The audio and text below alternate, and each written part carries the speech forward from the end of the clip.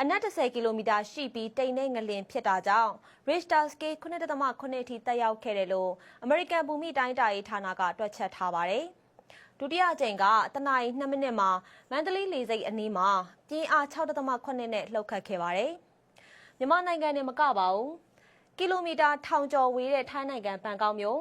တရုတ်နယ်စပ်ဒေသတွေနဲ့အနောက်ဘင်္ဂလားဒေ့ရှ်ထိတက်ရောက်သွားခဲ့ပါတယ်။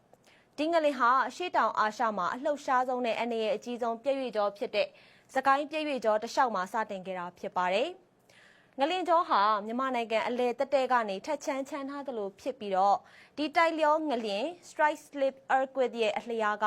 ကီလိုမီတာ1200အထိရှိပါတယ်။အနောက်ဘက်ကအိန္ဒိယကြောက်ထုလွှာနဲ့အရှေ့ဘက်ကစွန်ဒါကြောက်ထုလွှာကိုခြားထားတာဖြစ်ပါတယ်။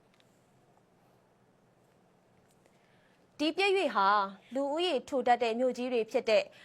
မန္တလေးနေပြည်တော်ရန်ကုန်တို့အောက်ကနေဒါမှမဟုတ်အနီးကနေဓာတ်ရိုက်ဖြတ်သွားတာပါဒီလိုမျိုးပြ area တွေနဲ့နီးကပ်တာကြောင့်အကွဲမှုတွေဖြစ်တဲ့အခါမှာအနေရပိုကြီးတာဖြစ်ပါတယ်ဒီပြည့်ရွေ့ဟာတစ်နှစ်ကို18ကနေ20မီလီမီတာလောက်ပဲဖြည်းဖြည်းနဲ့မှန်မှန်ရွေ့နေတာပါဆယ်စုနှစ်တွေအများကြီးကြာတဲ့အခါကျတော့တင်အားပိုများလာပြီးတော့အကြီးစားငလင်တွေဖြစ်လာတာဖြစ်ပါတယ်သမိုင်းတလျှောက်မြန်မာနိုင်ငံကငလင်တွေကိုပြန်ကြည့်လိုက်ရအောင်ပါ1929ခုနှစ်မေလ9ရက်နေ့မှာပြင်းအား 9.3 Richter scale ရှိတဲ့ငလင်ဟာ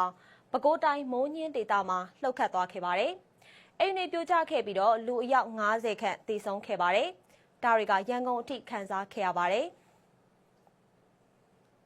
1930ခုနှစ်ဒီဇင်ဘာလ4ရက်နေ့မှာတော့9.3 Richter scale ရှိတဲ့ငလင်ဟာပဲခူးရိုးမှပြင်းမနာမှာလှုပ်ခတ်ခဲ့ပါတယ်။လူ900ကျော်သေဆုံးခဲ့ပြီးတော့အိမ်ခြေများစွာပျက်စီးဆုံးရှုံးခဲ့ရပါတယ်။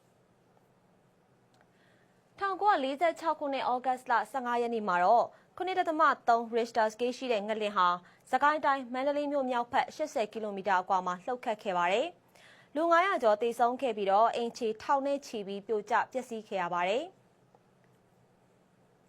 1946ခုနှစ်မှာပဲစက်တင်ဘာလ12ရက်နေ့မှာပြင်းအား 6.8 Richter scale ရှိတဲ့ငလင်ဟာစကိုင်းတိုင်းမန္တလေးမြို့မြောက်ဘက်မှာပဲတိုက်ခတ်ခဲ့ပါတယ်။လူ100လောက်သေဆုံးခဲ့ပြီးတော့အရှိကဩဂတ်လငလင်ကြောင့်ပျက်စီးခဲ့တဲ့ဒေသတွေမှာပဲထပ်မံပျက်စီးဆုံးရှုံးခဲ့ရပါတယ်။ဒီငလင်ဟာတလအတွင်းမှာဖြစ်ပွားခဲ့တဲ့ငလင်ရဲ့ after shock ငလင်တစ်ခုဖြစ်ပါတယ်။1956ခုနှစ်ဇွန်လ16ရက်နေ့မှာတော့ပြင်းအား 9.1 Richter scale ရှိတဲ့ငလင်ဟာစကိုင်းတိုင်းမန္တလေးမြို့အနီးမှာလှုပ်ခတ်သွားခဲ့ပါတယ်။လူ38ဦးသေဆုံးခဲ့ပြီးတော့မန္တလေးမှာရှိ